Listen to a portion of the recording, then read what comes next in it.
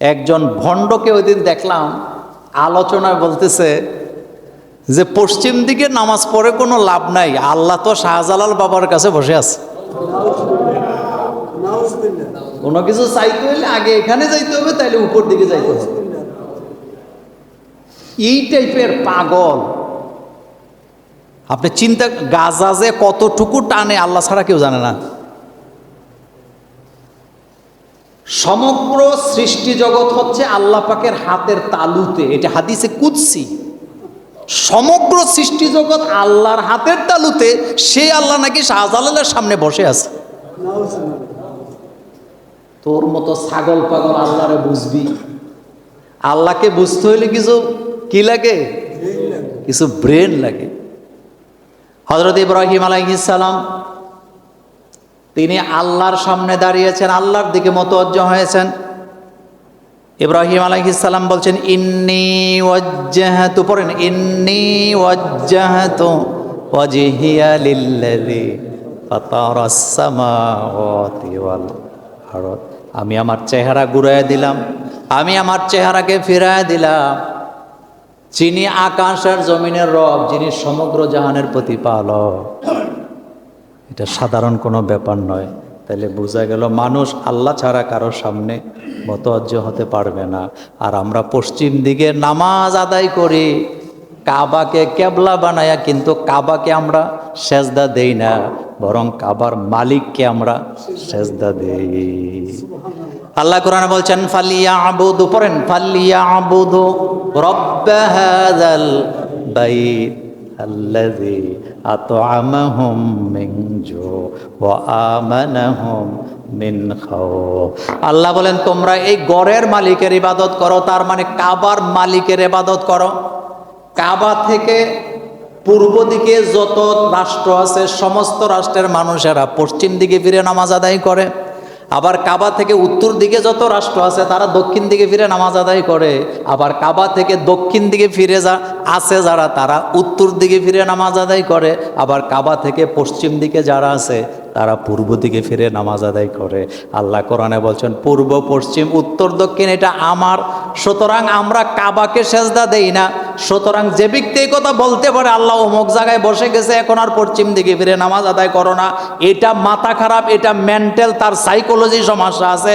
এই ধরনের লোকের কাছে গেলে ঈমান নষ্ট হয়ে যাবে 100%, এতে কোনো সন্দেহ নাই। এগুলোর সামনে গিয়ে মানুষ বসে থাকে খিচুড়ি খাওয়ানোর লিগে। কি খাওয়ানোর লিগে? মূলত খিচুড়ির বড় বড় ডেক দেখে আসে। ডেক বুঝেন তো? বড় বড় খিচুড়ির ডেক দেখে আইছে, কিন্তু এখানে আল্লাহকে পাওয়ার জন্য কেউ যায় না। কোন ব্যক্তি যদি বিশ্বাস করে অমুকের কাছে গেলে আল্লাহ পাওয়া যাবে, সে মুশরিক, তার ঈমান ঠিক নেই।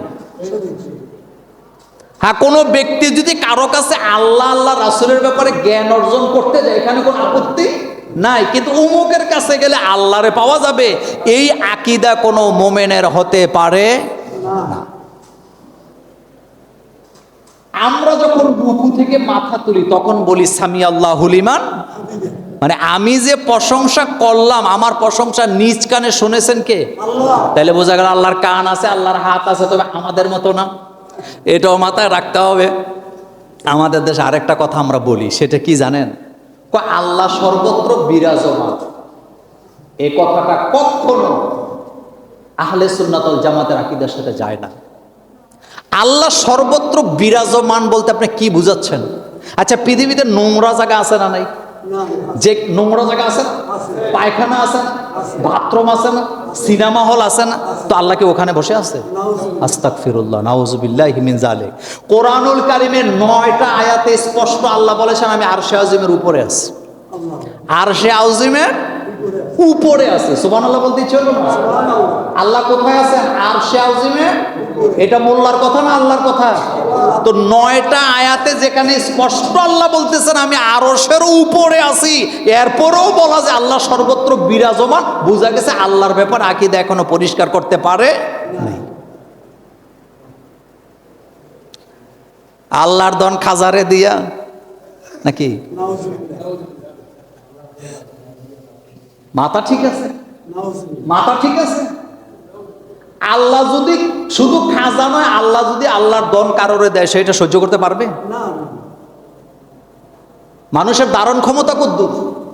সর্বোচ্চ নিজের বডিটার চাইতে 1.5 গুণ, নাকি এর চেয়ে বেশি নিতে পারবে না। একটা পাহাড়কে নাড়া দেওয়ার ক্ষমতা সমগ্র পৃথিবীর মানুষের নাই। ইন্না বাতশা রব্বিকা লাশাদীদ।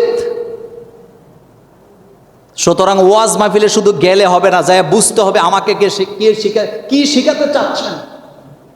আল্লাহর ব্যাপারে আকীদা স্পষ্ট করতে হবে। সর্বময় ক্ষমতার মালিককে, সব জায়গার দৃষ্টি আছে, সব জায়গায় ক্ষমতা আল্লাহর হাতের ক্ষমতা আছে না নাই?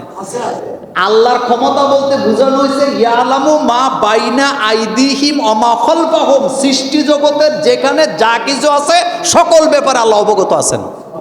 আমি দৃষ্টান্তটা এইভাবে দেই, দেখেন আমরা বাংলাদেশে আছি, কুমিল্লা জেলায়। আমরা এখন কার জিকির করতেছি? কাকে ডাকতেছেন? কাকে সেজদা দিতে আসছেন?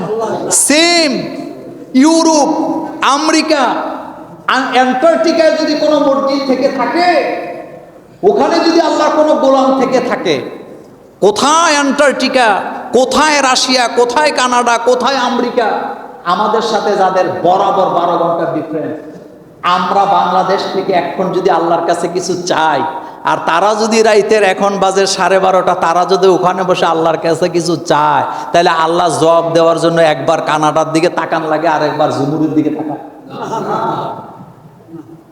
আল্লাহর ক্ষমতাটা আপনি কিভাবে বুঝছেন?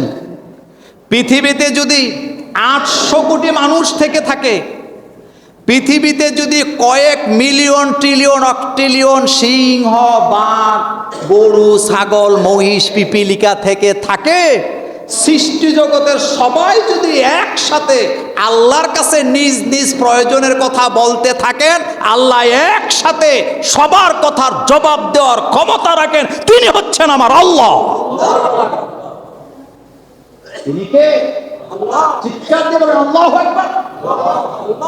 এজন্য বলা হয়েছে আল্লাহু আকবার। সুতরাং অমুক দরবারে তমুক দরবারে আল্লাহ বসে আছে, তোর মাথা খারাপ হয়েছে তো। আল্লাহ যেন আমাদেরকে হেফাজত করেন, আমরা বলি আমিন। আর এই ধরনের পাপের কারণে আমাদের উপরে কয়েকদিন পরে পরে একটা গজব আসে। হযরতে মূসা আলাইহিস সালাম, মনোযোগ দেন, হযরতে মূসা আলাইহিস সালাম লোকদেরকে বললেন তোমরা ঈমান আনো, নতুবা গজব আসবে। কয় গজবটা কি? কয় ব্যাং আসবে। কি আসবে? ব্যাং আসবে। লোকেরা কয় কত ব্যাং দেখলাম, কত ব্যাং মারলাম, ব্যাং আইসা আমাদেরকে করবেটা কি?